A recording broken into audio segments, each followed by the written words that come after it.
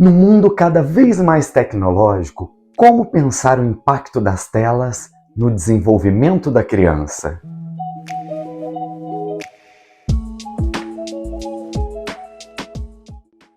Seja bem-vindo ao canal Educação Estesia. Nosso tema de hoje é o uso das telas e o processo de desenvolvimento da criança. Será que interfere?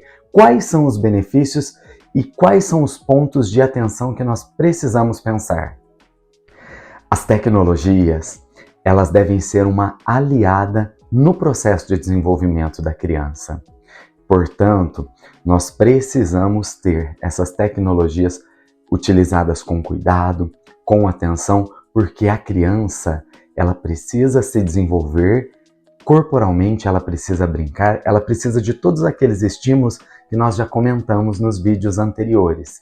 Então, a utilização das telas traz benefícios, mas desde que seja controlado, regulado, porque a criança, nessa primeira fase de desenvolvimento, no início mesmo do seu desenvolvimento da vida, ela precisa de elementos essenciais do concreto, do experimentar, para que áreas cerebrais que ainda não estão totalmente desenvolvidas ou que estão começando a se desenvolver, sejam estimuladas, sejam potencializadas. Então é indispensável que a criança tenha um tempo reduzido de telas para que ela possa se explorar, para que ela possa brincar, para que ela possa experimentar cada vez mais. E quando nós falamos em concreto, nós falamos em texturas, nós falamos em manipular, nós falamos em temperatura, nós falamos em comunicação, em socialização. São todas essas vertentes que são essenciais para que a criança se desenvolva.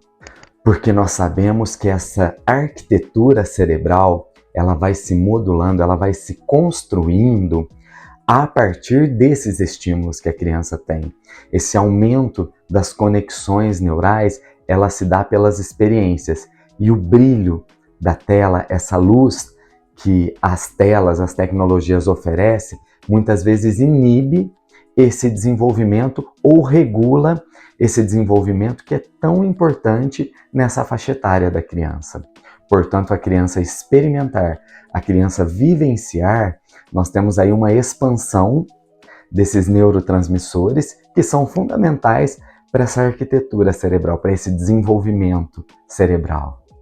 É importante considerar que a maturação do córtex pré-frontal ele está associado a questões como o desenvolvimento das funções executivas, atenção, memória, julgamento, enfim, aspectos que estão no estágio de maturação aí assíncrono ao sistema límbico, que é estimulado pelas emoções. Então, o uso das tecnologias de jogos que você tem aí, que você recebe likes, curtidas, tem aí as recompensas pelo desempenho, eles perpassam o sistema de recompensa e libera aí neurotransmissores como a dopamina.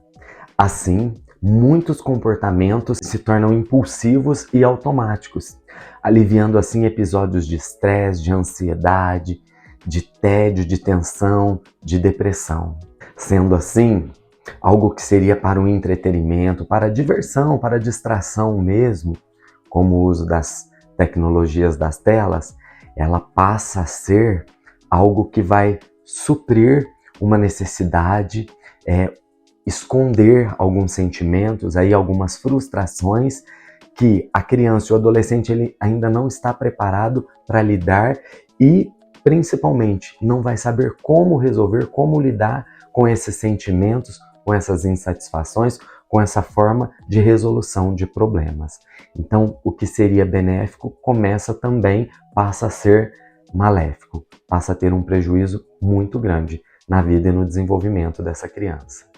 A Sociedade Brasileira de Pediatria recomenda que até os 2 anos de idade, 24 meses, a criança não seja exposta às telas. De 2 a 5 anos, aproximadamente, com limite máximo de 1 hora por dia. Essa é a recomendação. Algumas pesquisas, alguns especialistas já tem diminuído para 40 minutos de exposição diária, dos 2 até os 5 anos de idade. Então nós precisamos ter esses dados, esse embasamento, para que nós possamos ajustar a realidade, a rotina da criança, estabelecendo essas metas para que não tenha aí prejuízos. Como nós já discutimos, tem sim efeitos positivos, mas tem efeitos que precisam ser pensados com muito cuidado, esses prejuízos que a criança, que o adolescente tem na utilização, no excesso do uso das telas. E nós podemos selecionar alguns, por exemplo, como transtorno do sono. O ideal é que a criança, que o adolescente, ele pare de utilizar as telas em média de 2 horas antes de dormir, para que o corpo ele se encontre num equilíbrio, para que todo o sistema neural ele possa se acomodar para que possa dormir bem e não ocorrer aí um transtorno de sono. Além disso, transtornos como déficit de atenção, hiperatividade, transtornos alimentares. E uma das coisas que mais me preocupa é a criança dizer: Cadu, eu não gosto de brincar. Então nós precisamos pensar que a criança ela não consegue ter esse equilíbrio sozinha. Depende sempre de um adulto para estabelecer rotina, para estabelecer um tempo e cumprir isso. Porque nós sabemos que a criança não tem noção, ela não consegue ter esse equilíbrio, ela não consegue dominar essa questão do tempo. Então o adulto precisa estar fazendo essa mediação.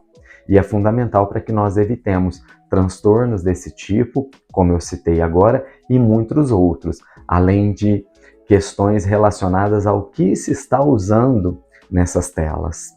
Outro alerta bastante significativo é com relação à saúde mental, transtornos mentais com o excesso de utilização dessas telas, porque nós sabemos que esse excesso ele traz aí ansiedade, irritabilidade, são aspectos que fogem do nosso controle. Então, equilibrar essa utilização das telas pode prevenir aí futuros transtornos mentais, depressão, crises, principalmente em adolescentes. Então nós precisamos ter esse cuidado, manter esse cuidado, não somente nas crianças, mas nos adolescentes também, para manter aí uma saúde, um equilíbrio mental. Quero trazer para vocês um exemplo muito significativo com relação ao uso das tecnologias, o uso das telas, é que alguns pesquisadores estão trazendo que o excesso do uso de tela tem diminuído essa amplitude de visão. E essa amplitude de visão, essa capacidade especificamente da nossa visão periférica, essa amplitude que nós temos de visão, de saber o que acontece atrás, do lado, tem aspectos prejudiciais significativos ao longo da vida. Inclusive, está relacionado a áreas cerebrais de socialização, de empatia. E se nós formos pensar num adulto que nós estamos aí investindo num futuro que nossas crianças terão, isso pode ser um fator determinante, um fator que pode prejudicar muito a nossa sociedade, especificamente o ser humano. Então nós precisamos pensar.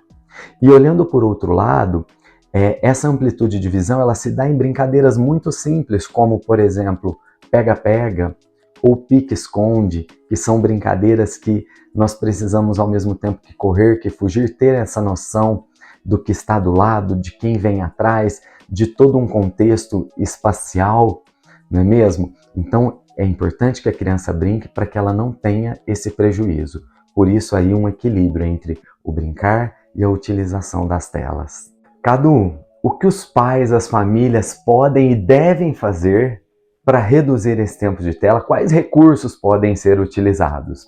É muito importante nós pensarmos nesse sentido porque leituras, pinturas, atividade física, o brincar ali no contexto, conversar, nos diversos contextos e todas as atividades, tanto físicas, de socialização, de interação, possíveis que a criança, que o adolescente possa ter, que não esteja relacionado, diretamente ligado à tela, é benéfico. Nós estamos aí ativando áreas cerebrais que são muito importantes e distanciando aí de um recurso que é isolado, que é individual, muitas vezes, corporalmente falando.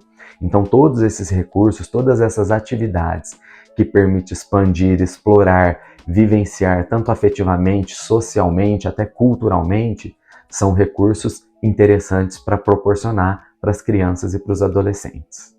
Todas essas informações, esses dados que nós discutimos hoje nesse vídeo, foram retirados da Organização Mundial da Saúde e da Associação Brasileira de Pediatria. Então, tem um embasamento aí na nossa discussão, tá certo? E hoje nós vamos ficando por aqui. Você que ainda não curtiu o vídeo, não se inscreveu no nosso canal, se inscreva, compartilhe esse vídeo, envie para as famílias, para todas as pessoas que você acha que vai gostar desse conteúdo. E nos encontramos no próximo vídeo. Até lá!